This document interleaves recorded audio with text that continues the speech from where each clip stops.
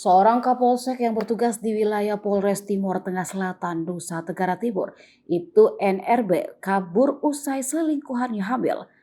Korban Kapolsek, seorang wanita yatim piatu berusia 22 tahun, sudah melaporkan kasus tersebut ke Polres Timur Tengah Selatan.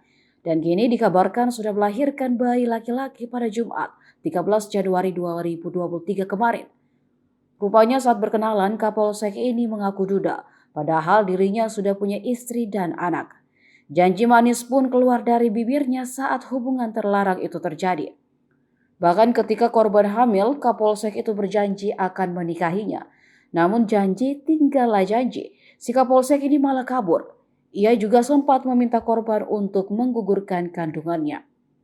Dari keterangan korban dalam laporannya, jalinan hubungan terlarang itu sudah dilakukan 6 kali dengan Kapolsek. Korban mengaku setiap bertemu dengan Kapolsek, dirinya selalu diminta ke asrama dan masuk lewat pintu belakang. Ketika korban mengandung 3 bulan, Kapolsek RB meminta korban untuk menggugurkan kandungannya. Permintaan ini ditolak oleh korban karena tidak sesuai dengan perjanjian awal yang diucapkan Kapolsek untuk menikahinya.